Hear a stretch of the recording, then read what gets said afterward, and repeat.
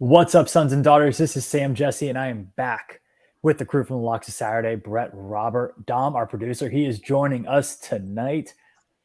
Big week here, week 10. We're going to do something a little bit different, a little more choose your own adventure this week. Not a huge number of new games on the slate. We don't want to talk about the same teams over and over again. So we went and found some of the best matchups for you.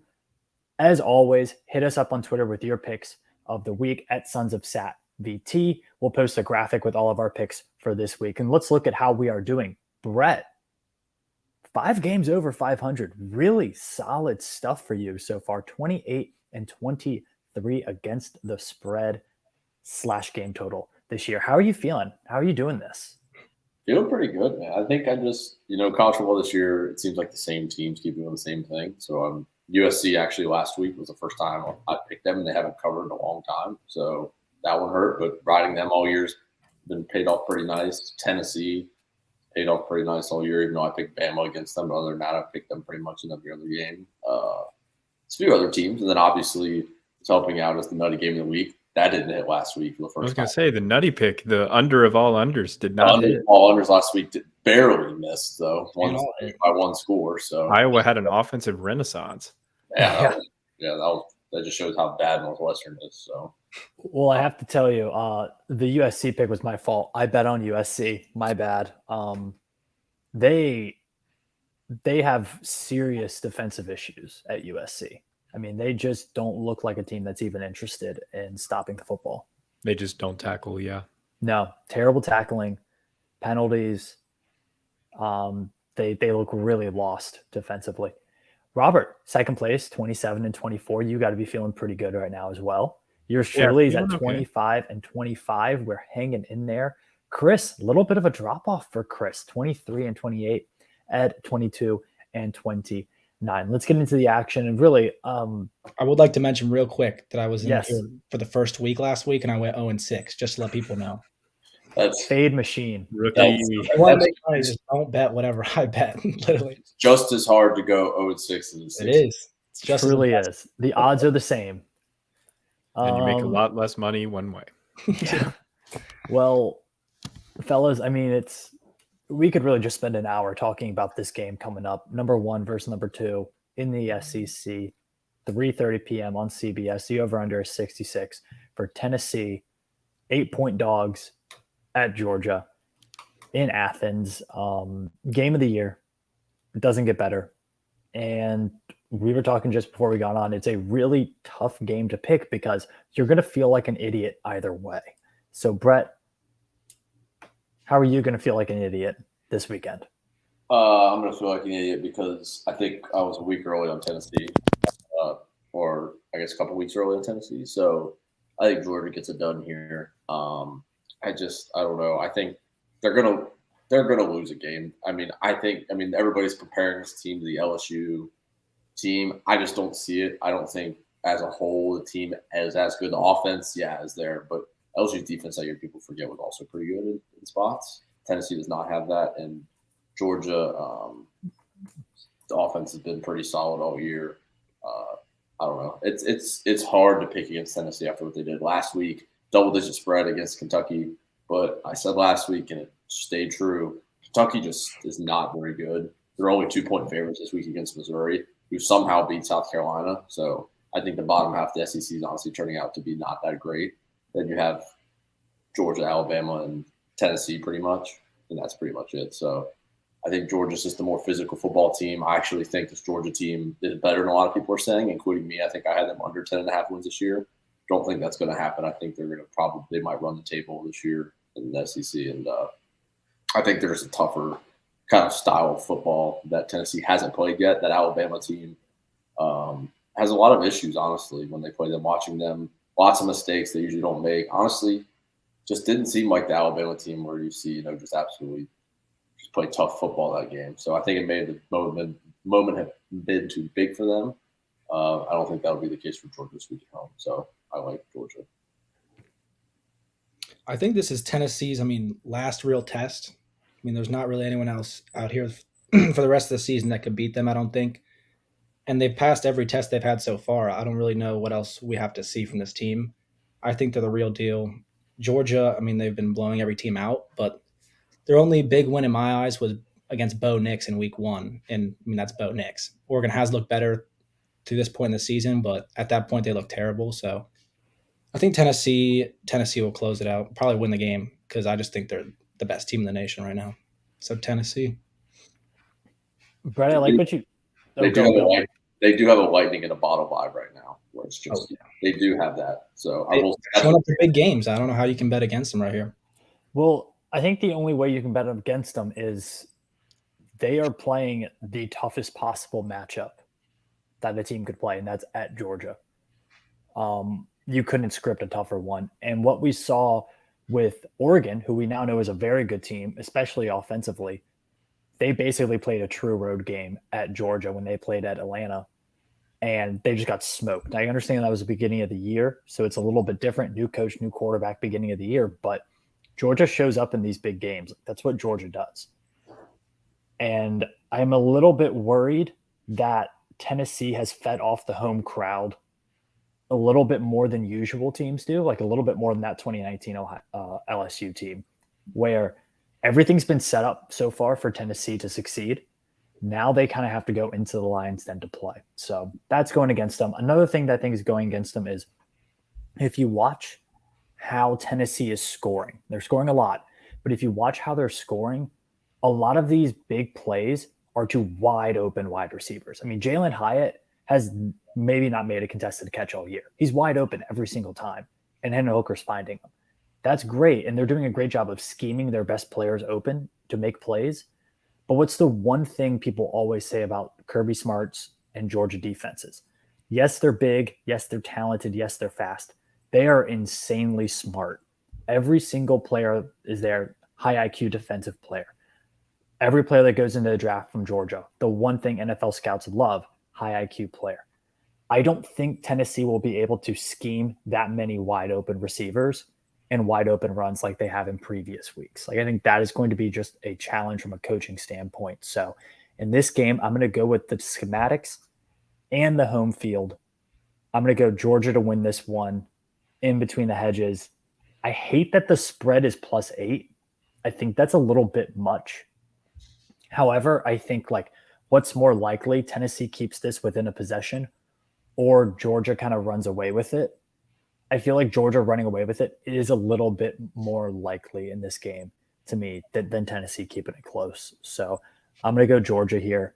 I also think we're underselling Georgia's ability to, to keep up the pace with scoring in this. Alabama was able to do that to the end without any defense. Georgia's defense is much, much better than Alabama's right now. And I think Georgia's going to be able to keep pace in this game and probably win by a couple scores at the end. Didn't Georgia just lose a D end for the year, I think? They also lost their entire starting defense right, they to just the have NFL another last year. behind him. I don't think it matters. Like, I just don't. Like, I think the talent level difference between like Tennessee and Georgia is still pretty immense. And when Tennessee doesn't have that home field advantage, I think it's going to even out a bit, and you're going to have more like mano-a-mano matchups that Georgia ends up winning. But I'll probably feel dumb, and Hendon Hooker will throw for 400 yards and strike the Heisman pose right in my face. That's what I feel like is going to happen. Every game, whoever picks against Tennessee is like, yeah, it's not going to happen this time, and then it just happens again. Like he just throws for another 400 yards. So, yeah, that's true. My gosh, I really did go back and forth with this one a lot today, because I think the point about Tennessee on the road is a really important point, because aside from, they did have a really, really good road win at LSU. That was pretty impressive. But besides that, they have not been tested in a hostile environment. But that said, I just think 8 points is just too many. If it was 6, I would probably lean more towards Georgia. But the fact that it's 8 here, I love the idea of Tennessee keeping it within a possession. I really think this could be a classic game down to the wire. Honestly, my concerns really lie with Georgia a little bit. Like, yes, they've been really good. They're number 1 for a reason, but they've kind of, whatted their way to this point. Right now they're 4-4 against the spread. good, not great. You know what I mean? Like, I don't know. I think that Georgia, they also really have not been tested at all by a quarterback at all. I mean, you look at the quarterbacks they're playing. They played Bo Nix week 1, then whoever Samford's quarterback is, Spencer Rattler, whoever the quarterback from Kent State is, whoever the quarterback from Missouri is, Auburn, know. Vanderbilt, and then Um, Anthony Richardson, who is not a downfield passer. Like, Hendon Hooker is by far the best passer that they have faced so far. And I just have questions about a young but talented secondary. And questions too about, Tennessee's been very good against the run. And if Stetson Bennett does not have that run game behind him, will he be able to make enough throws to, give Georgia that large of a victory? I think at the end of the day, I think Georgia wins just because of the talent that they have. I mean, you look at all the recruiting composite rankings and everything else, like Georgia is the most talented team in the country. And I think that is what will carry them over the top, that and being at home. But Tennessee definitely keeps it close. Hendon Hooker has a decent day. I think 31-28 is kind of the score that's populating in my head. Couple of notes on this game. If we look on Action Network, 76% of bets are on Tennessee right now. So that's do with that what you will. 76% of bets. I might have to change. Yeah, that's a tough one. Also, talked about Georgia kind of half-assed in the last few weeks. They are up 139-30 over the last 3 games. They have kind of righted the ship a bit, but I will say they don't have they've had moments this year where they looked like a human football team. So we'll see. Any other thoughts on this game? I think another thing to think about with this is, do you, one, think about Tennessee money line, which is sitting right now at, let me just refresh DraftKings to make sure I have the most up-to-date number. But it is right now sitting at plus 240 for Tennessee. Do you think about that at all? Maybe as a hedge, but I mean, I don't think it's a bad bet. no, I don't think it's a bad. I don't think it's a bad bet. Like I said, I'm thinking Georgia. I don't feel great about it. I'm just doing it based off prior knowledge and what. And I've taken, like I said, Tennessee all year except for Alabama, and I'm going against them again here, but it's hard. Eight's a very weird number too. It is an uncomfortable number. I'd put uncomfortable. Like, I don't feel good either way about it. No. 7.5 and 8, I think, are the 2 worst numbers for betting. Also, apologize if you hear my dog barking. He decided that there was something that he was very angry at. Yeah, come on, Baker. Can't be the Browns. Like your pick. You want to say it cannot be the Browns, right? That was Who's a lot Baker of. taking? Gosh. It's got to be Georgia. It's a dog. He's Good point. so is Tennessee. True. Wow. Well, but Tennessee's mascot's a dog. He's closer. So Baker is a Shepherd Terrier mix. He, I guess That's he's closer to Smokey. closer to the Blue Tick Coonhound, and I think spiritually he's closer to a Blue Tick Coonhound. Yeah, so I think he's going to go with Tennessee. But he roots for the Browns and Virginia Tech every weekend, so Anything's better than that. don't. Are you considering changing his name to Jacoby after last night? No. Brissett was I'm balling not. out, man. I'm not. Cooper. That Bengals team is not good, and They're yeah. I don't know. they're not good. Yep. Yeah, so that's about that on that game. I think this will be a really fun one to just kind of sit back and watch, even if you don't bet on it, because it is kind of a tough line. Do what you can just to bet on it. All right, next game. We do have to talk about it. I don't really want to talk about it. I haven't really looked into it, to be quite honest with y'all, but Virginia Tech is a field goal favorite against Georgia Tech at home. Historically, Virginia Tech struggles against Georgia Tech at home. We will get into that. But, Brett, from a neutral betting perspective, Tech -3, how do you feel about it? Neutral, I actually think Virginia Tech's actually the right play here. I don't think Virginia Tech loses 6 games in a row. I don't really see that happening. I feel like this team has been so close, like a player or two away every week. But the teams that they've lost a player to are better than them. I don't really think Georgia Tech's better than them. If anything, they're probably equal. So I think a field goal is fair. At being at home is pretty much you're saying it's a toss-up. And I think I'd take Virginia Tech at home in a toss-up game. I mean, it seems like from what I'm hearing and seeing that the stadium's going to be pretty close to sold out again, which is insane. Like, the only two teams that I know do that are Virginia Tech and Nebraska. No matter how bad they're playing, it seems like the stadium always sells out or is at least 80% full. And they're both in very similar situations. So, well, I guess we have a coach. Nebraska doesn't, but you know what I mean. So I think Virginia Tech pretty much in a toss-up here is the correct play just because I don't foresee them losing 6 in a row.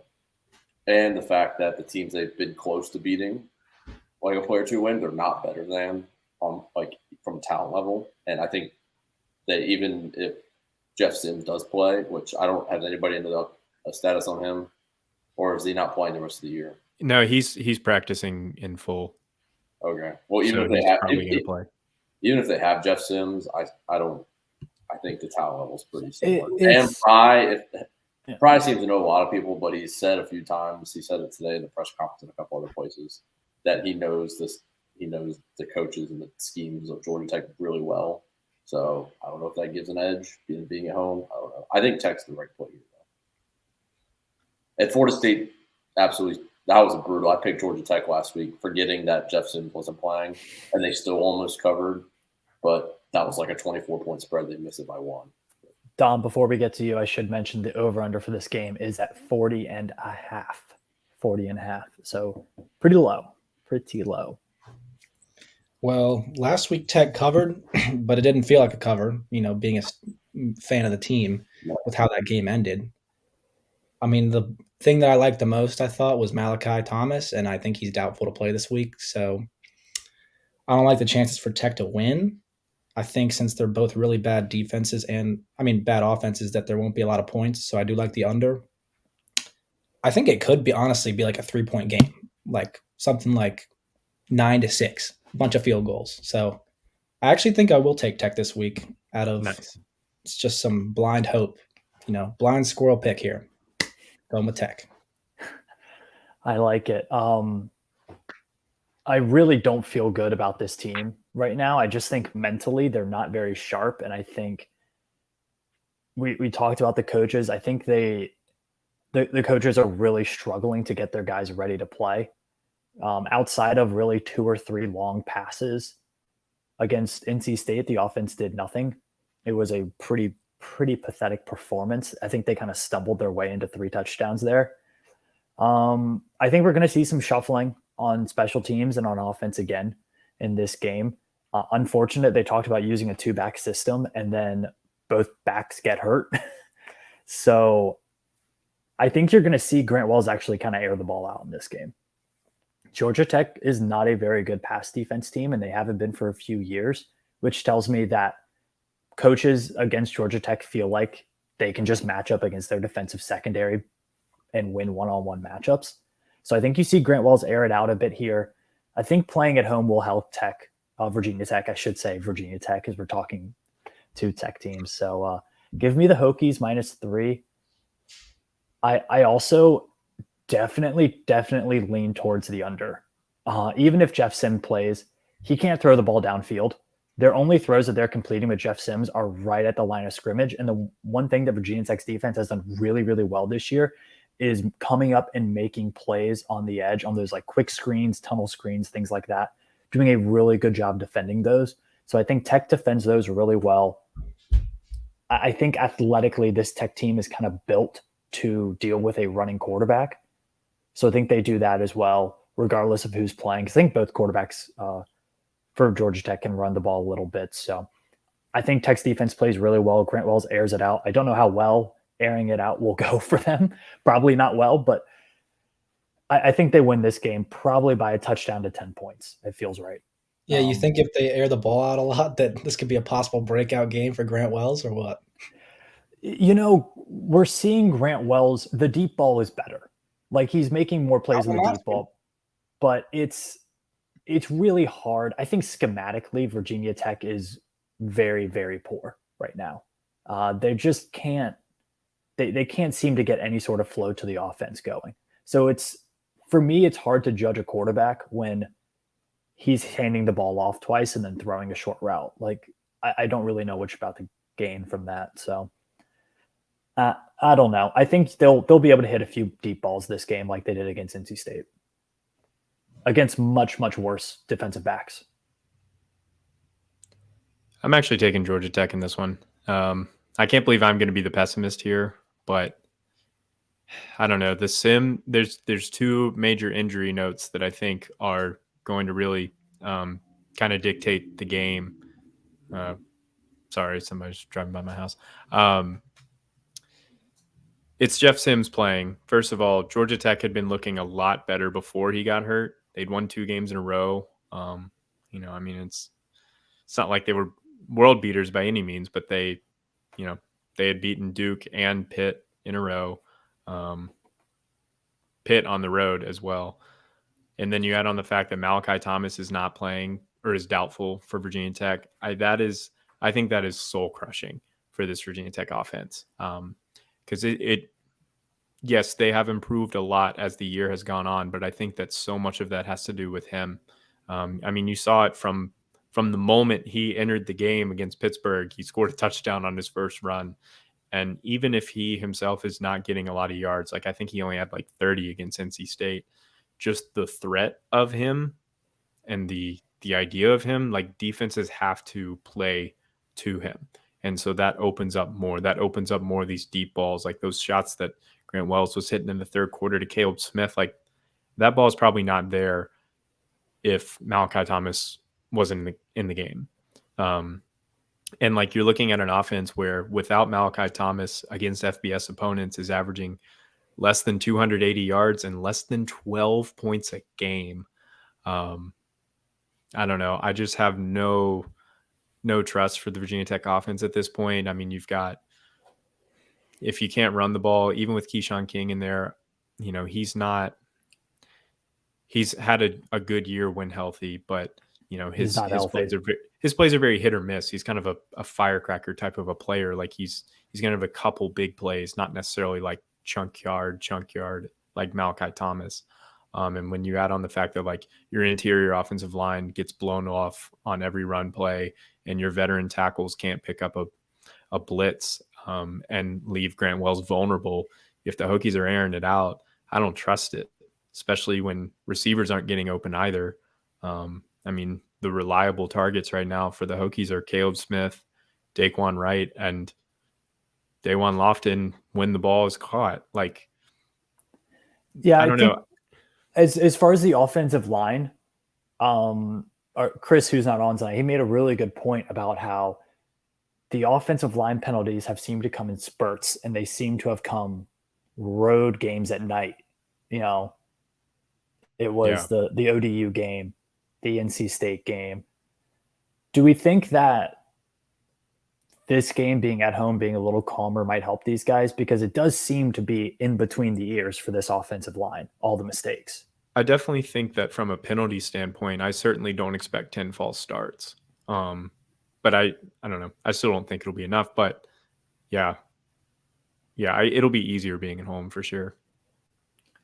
Right now, via Action Network, 74% of the bets are on the Hokies. Again, take that as you will. The line for this game, not a ton of movement. I believe it opened at Virginia Tech +4 and has floated between +4 and +3. So not a ton of movement there. I think if you can get this at +3, you should do it because it does feel like a field goal might determine this game. But as far as the future of Virginia Tech, like this is one you kind of, I don't want to say you have to have it, but like, yeah, it's really down bad right now. And I think a lot of people are starting to doubt whether this is going to work at all. And at some point you need some evidence to build on for next season. And this is probably their best chance. I think this and the UVA game are their two best chances to get a win this season because Duke looks not terrible. And Liberty is Very much not terrible. every part of Virginia Tech athletics says that they're going to lose at Liberty. So you might as well chalk that one up right now. But we'll see what happens. I'm excited to see if they can bounce back in this game, and I think a noon game at home is the perfect time to do it. Definitely an important win. Fans are really wanting this one. We need this one just for the culture. Like, come on, we need it. Just for the vibes. We haven't won a game since mid-September. Dying out here. Yeah, it's been tough, fellas. It's real tough to be a Virginia Tech fan right now. All right, let's move on. Brett, give me a winner. Just give me a winner. I think Ed just popped in here. He's not on video. I'm pretty sure I saw him pop in. Ed, are you here? I think Ed is still stuck in Nova traffic. Yeah, he popped back out. The struggle is real. I thought he was in there. Yeah, Nova traffic. You hate to see that. Couple winners. Slate kind of weak this week, honestly. Pretty tough. Besides, obviously, probably the biggest college football game of the year. But other than that, it's pretty weak. I picked some kind of gross games. I'll start with my first one. We talked about how 7.5 is a weird line, but I haven't placed my bet yet because I'm waiting to see what happens. But as of right now, it's minus 7.5. Florida State versus Miami. Miami is garbage. I mean, just absolutely garbage. I mean, they barely beat a horrible UVA team, and honestly, barely beat a horrible Virginia Tech team. They almost lost. And Florida State, I think I was on the over for them this year on wins. I was a little high on them. I think a lot of people were underestimating them just because I think people like making fun of them just because of how bad they've been and all the coaching changes they've had and all that stuff and the poor quarterback play. But I think they finally have a stable situation at quarterback with Jordan Travis. And honestly, I think Florida State is going to pretty much just flat out dominate Miami. I think it's going to be pretty ugly. I like them in this spot. 7.5, always a weird line to bet, especially if you're on the line. The money and the action are both like 50-50 on this game, so people don't know what to do. But I like Florida State in this spot just because Miami is playing horrible. Tyler Van Dyke's been benched. He probably won't even start this week. That I don't even know what happened to him. Like, that's horrible. That's like him and Brennan Armstrong have to be the two worst downfalls in college football quarterback history from where they were a year ago. But anyway, only in the Coastal. But I like Florida State. The Atlantic's just better. Florida State's been playing better teams, better football. Miami's just not in a good spot. So only 7.5 points give me the Knowles. Speaking of Brennan Armstrong, I'm also going to go with an ACC game, also 7.5 points as the spread. This time we're going with UNC UVA. I don't think UVA can put up enough points to cover 7.5 against UNC, who has just like one of the more explosive offenses in the entire country. I think Drake May is going to hang like a 50 burger on them, and they won't even put up 20 points. So if the line was way further, I'd still take it. So minus 7.5 UNC against UVA. Yeah, that's going to be ugly. UVA still has no secondary. Yeah, I don't know why the line is so low. I don't see what they see. Because the Coastal is just chaos. Because it's mess. I guess. Because it's a mess. And also, you look at, like, right now, UNC is vastly outperforming their preseason expectations. I think there might be a come down to earth for Drake May at some point towards the end of this season. We'll see when it is. UVA's defense, not been tested a lot, but they've held their own. They haven't been terrible. Much, much better than last year. I got a weeknight game for you guys. Coastal Carolina +3 at home against App State. I got the teal field behind me here.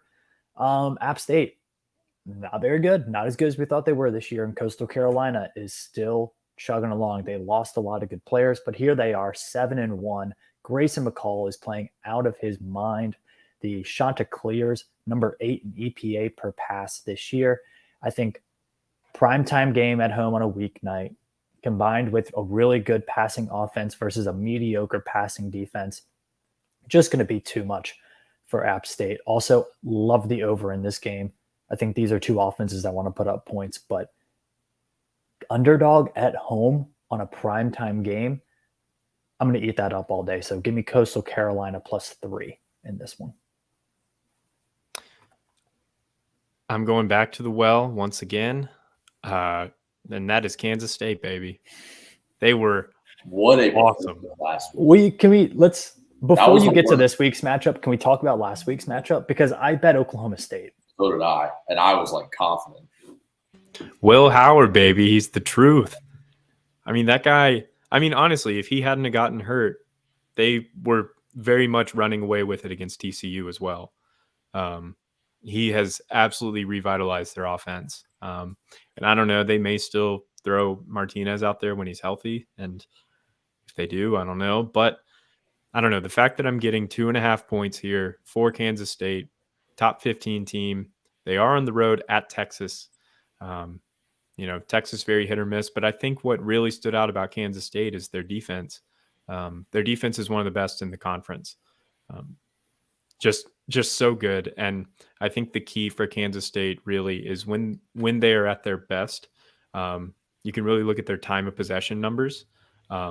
Like, for example, in that Oklahoma State game, they had the ball for just under, I think, 36 minutes compared to 24 for Oklahoma State. Whereas in that TCU game the week before, where Kansas State lost, they only held the ball for 21 minutes. So Kansas State's defense is good. Not necessarily good in terms of having a lot of longevity. So the offense needs to hold on to the ball and kind of control the pace and then allow Kansas State's defense to just make plays in spots. And I think that's what they'll do here against Texas. Like I said, Will Howard, he's lighting it up. They do have a legit offense now and can, teams aren't loading up 8 or 9 in the box against Deuce Vaughn anymore because they can't, because Will Howard's going to make throws down the field and that just creates so much balance. And it's really what they were missing. So yeah, Kansas State plus 2.5, hammer it. Will Howard as a recruit, class of 2020, is only a mediocre to low 3-star out of Pennsylvania. He was a top 10 player in the state, but only had offers from Kansas State, Bowling Green, Cincinnati, Harvard, and Kansas.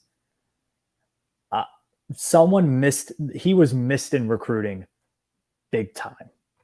I mean, big time. 6'3" to 6'4" pocket passer, can sling the ball. 247 said he was a pretty good player, and still people just didn't offer this guy. Chris Kleeman, man. He's a heck of a coach. I tell you, huge season for former North Dakota State coaches. Wyoming's playing really well. Kansas State's playing really well. Something to it. Yeah, that was probably the worst beating I've ever taken on a bet last week for picking Oklahoma State. I don't think I've ever gotten beat that bad on a bet before. Yeah, that's pretty rough. Well, if you want to get involved in this awesome thing that we do called betting on college football, head over to DraftKings. And you know what? It's not just college football. You got NBA there too. The NBA season is in full swing. My Cleveland Cavaliers are looking like legit title contenders this year. I love it. And right now with DraftKings Sportsbook, you can bet $5 on any NBA money line and get $200 in free bets if your team wins. So check this out. In addition to the usual bets, everyone can boost their winnings up to 100%. The DraftKings stepped up same game parlays. Go to the DraftKings Sportsbook app, opt in, and place a bet. Stepped up same game parlay today. Bigger payouts than ever. DraftKings Sportsbook is where we all go to bet for not only college football, but also the NBA. Irby, do you have a bet for the people? Yes. So a fun money line. A fun money line for Thursday night. I love the Hawks plus 110 playing at the Knicks. That's become a pretty fun rivalry because they just hate Trae Young in there, and he loves going up there and showing out. And I love the Hawks. They're taking some time to mesh, but the fact that they brought in DeJounte Murray, so they're running that 2-point guard system. He and Trae Young are flowing really well together. They're averaging between the two of them 39 points and 17 assists a game. They're just a better team. You get the plus odds. Take it, baby.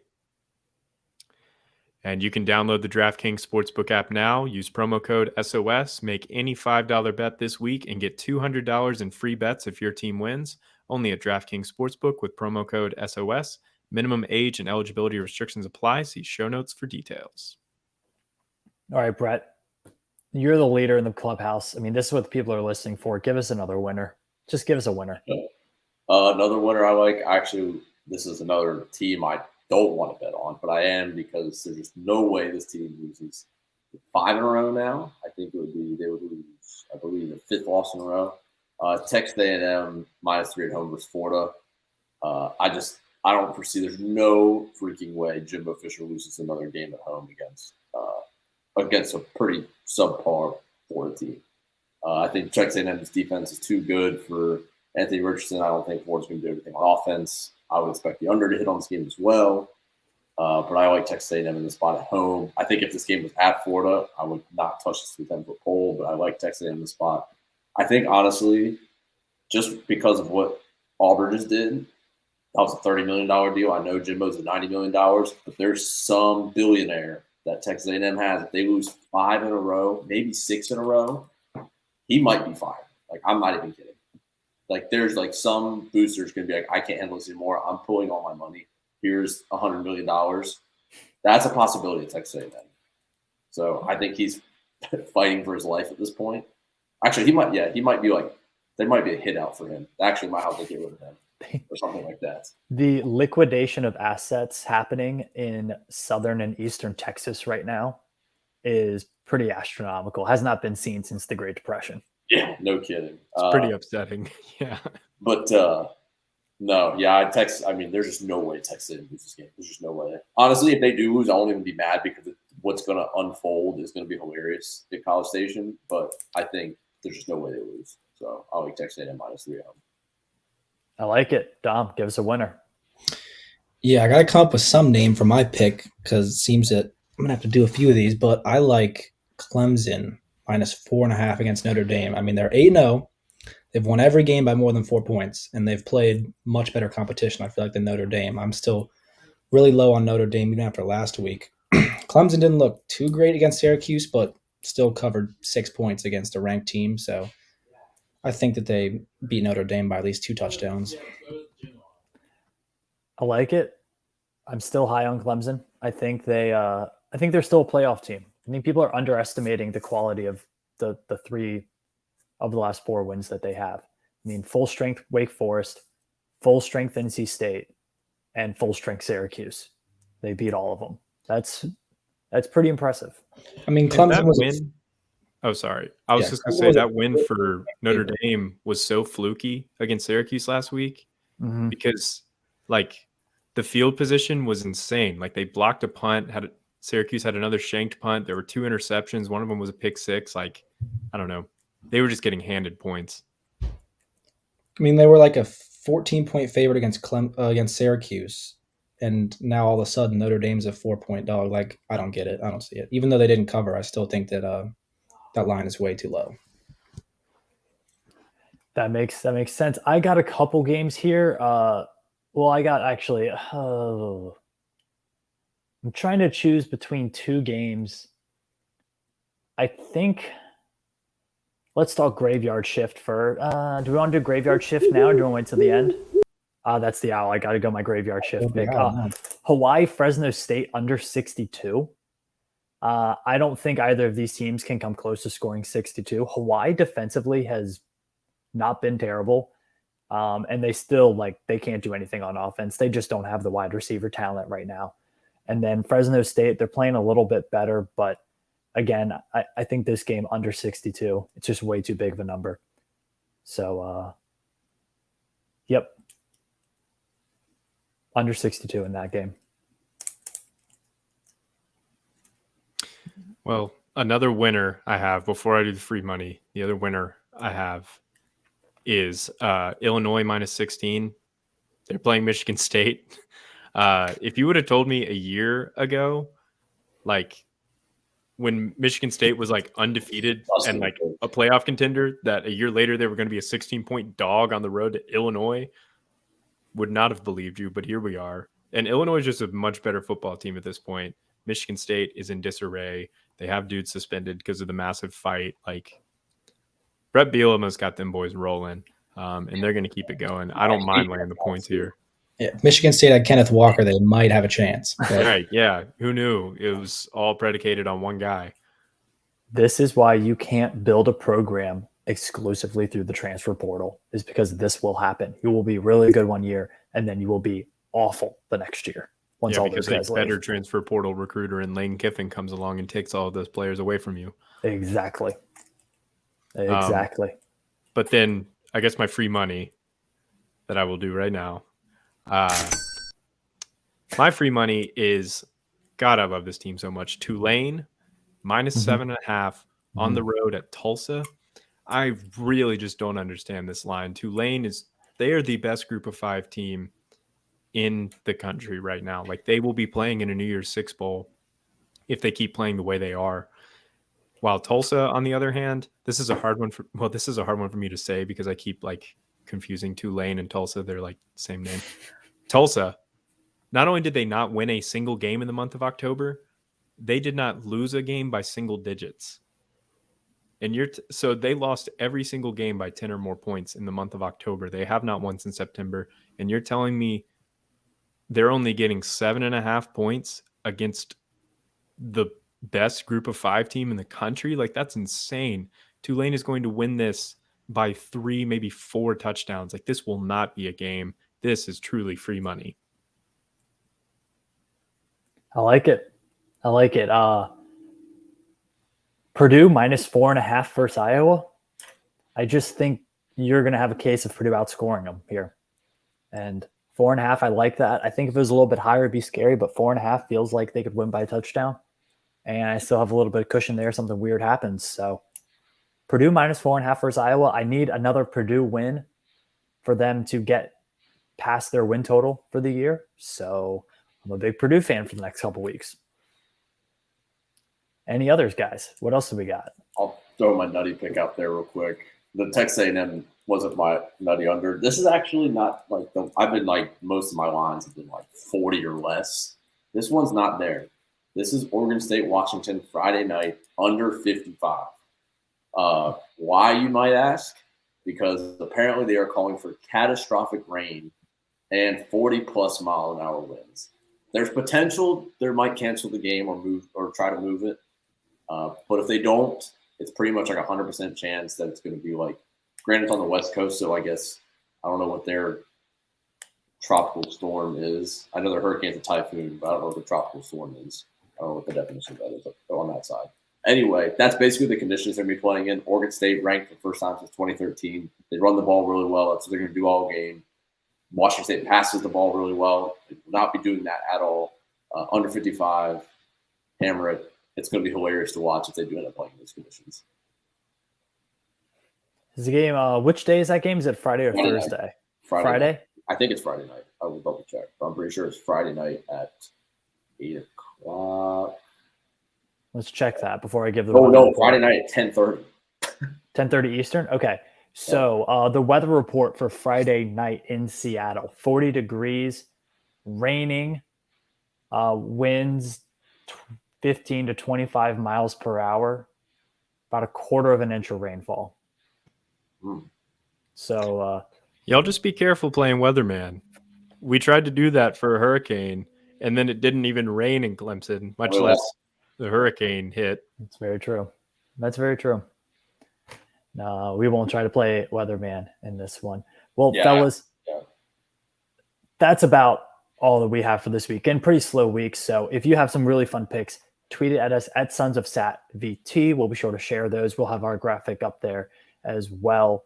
This, of course, is on Spotify, Apple Podcasts, Google Podcasts, and on YouTube. You can see our beautiful faces and our really cool backgrounds, including the Coastal Carolina teal field right behind me. And then, why did you choose the Alamo Dome, Robert? Or the Kibby Dome. Or the Kibby Dome. Yes, who could forget? Yeah, I don't know. It was just I feel like I was going to coincide it with my picks, but then I feel like I've used all those fields already. And I don't know, the Alamo Dome, it's pretty sick. So. I feel like as the student correspondent, I should have the Hokie Stone in the background, make it look like I'm on campus. Just actually go and sit outside Lane Stadium for every. Oh wait, shoot! They don't have signal there. You couldn't have Wi-Fi. Yeah, I'll go to the dorms. I'll just film outside the dorm. Which dorm was yours? Fresh. What's the dorm? I was in Pritchard. Yes. Oh, okay. Lucky. Let's go. It's a special bond. Yeah. Built Best a lot of quality. good relationships and good old Pritchard. Oh man, Will I was Pritchard- at Fletcher. They're about to knock it down. I'm so happy. Pritchard, right across from Castle Coliseum. We will be talking some college basketball here coming up shortly, hopefully next week. Talking some college hoops. The Hokies tip off against Delaware State. Correct. And that's something to be excited about as Hokie fans, finally. Whatever. Let's just beat them by 50. All right. That'll do it for us. Robert, we really need this one. Pick up the vibes. Sign us out. Go Hokies.